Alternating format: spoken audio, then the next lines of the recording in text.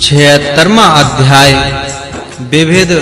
भगवान शिव के स्वरूपों की प्रतिष्ठा एवं उपासना का फल।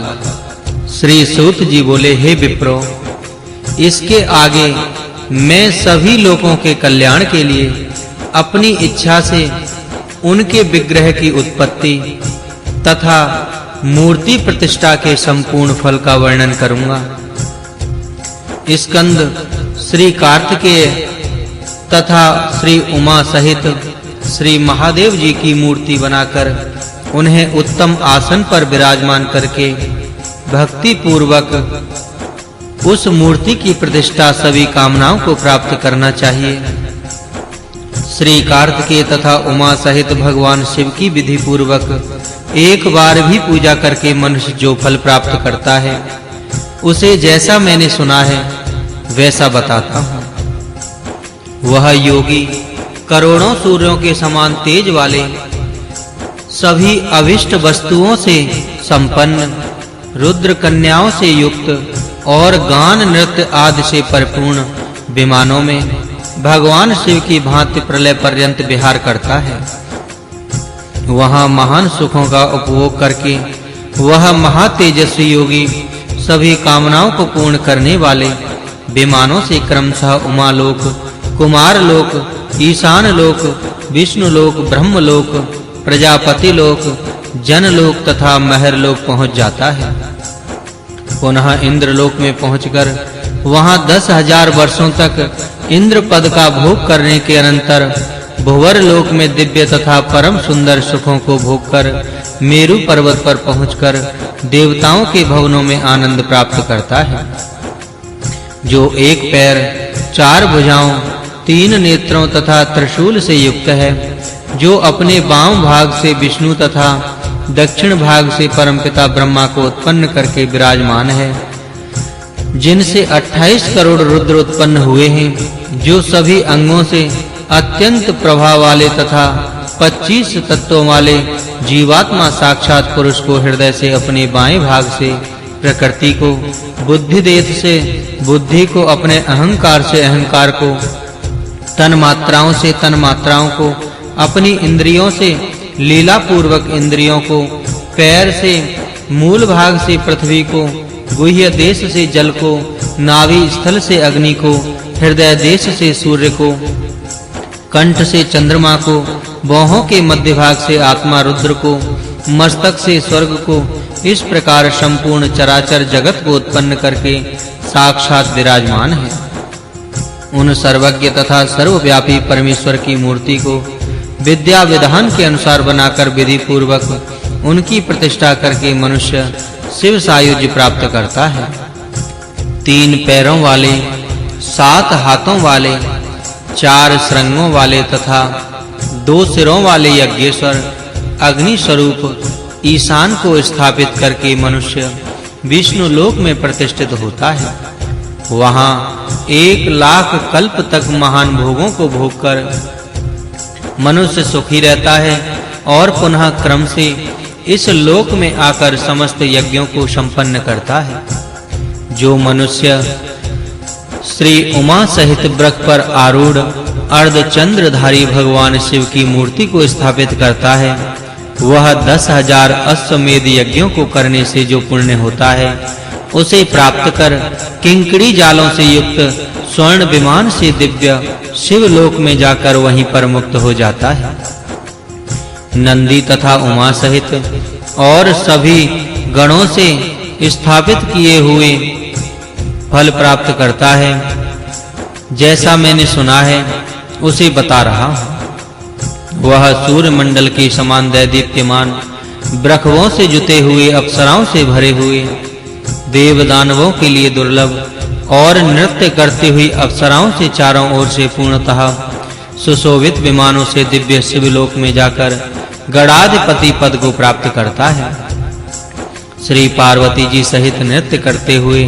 1000 भुजाओं वाले अथवा 4 भुजाओं वाले भृगु आदि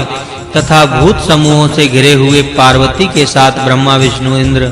चंद्र आदि सभी देवताओं से सदा नमस्कृत और मातृकाओं तथा मुनियों से घिरे हुए देव देवेश्वर प्रभु सर्वज्ञ परमेश्वर वृषभध्वज भगवान शिव की मूर्ति बनाकर भक्ति पूर्वक उसकी प्रतिष्ठा करके मनुष्य जो फल प्राप्त करता है उसे मैं बताता हूँ। सभी यज्ञ, तप, दान, तीर्थ तथा देव दर्शन करने में जो फल होता है उसका करोड़ों गुना फल प्राप्त करके वह शिवलोक को जाता है और वहां फल प्रलय पर्यंत महान सुखों को भोग कर पुनः दूसरी सृष्टि का प्रारंभ होने पर मनुपद प्राप्त करता है। दिगंबर, 4 भुजाओं वाले, श्वेत वर्ण वाले, 3 नेत्रों वाले, सर्प की मेखला वाले, हाथ में कपाल धारण किए हुए और काले तथा घुंघराले केश वाले देवेश्वर को मूर्ति रूप में बनाकर भक्ति पूर्वक प्रतिष्ठा करके मनुष्य शिव सायुज्य प्राप्त करता है। गजासुर को विदीर्ण करने वाले, उमा सहित सभी कामनाओं को पूर्ण करने वाले, कृष्ण वर्ण वाले, लाल नेत्र वाले, 3 नेत्रों वाले,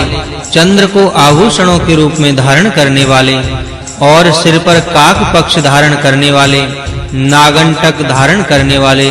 व्याघ्र चर्म को उत्तरी के रूप में लपेटे हुए, मृग चर्म को वस्त्र रूप में धारण किए हुए, तीक्ष्ण दांतों वाले,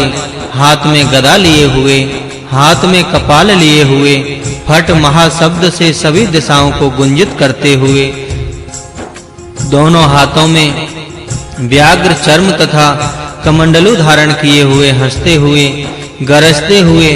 काले समुद्र को पीते हुए, भूत समूहों के साथ नृत्य करते हुए और गण समुदायों से सुशोभित होते हुए देवेश्वर प्रभु भगवान शिव को मूर्ति रूप में अपने सामर्थ्य के अनुसार बनाकर तथा प्रतिष्ठा करके मनुष्य सभी विघ्नों से रहित होकर शिव लोक में प्रतिष्ठित होता है और वहां प्रलय पर्यंत महान सुखों को भोग कर रुद्रों से विचार पूर्वक ज्ञान प्राप्त करके मुक्त हो जाता है।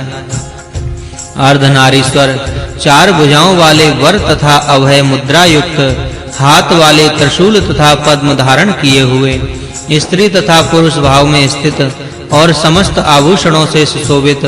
अत्युत्तम प्रभु महादेव को मूर्ति रूप में बनाकर भक्ति पूर्वक प्रतिष्ठा करके वह शिवलोक में प्रतिष्ठित होता है और वहां चंद्रमा तथा तारों की स्थिति पर्यंत महान सुखों को भोग कर अणिमा आदि गुणों से युक्त होकर ज्ञान प्राप्त करके वह मुक्त हो जाता है। जो मनुष्य शिष्य प्रशिष्यों से घिरे हुए उपदेश की समुद्रा में उठे हुए हाथ वाले देव देवेश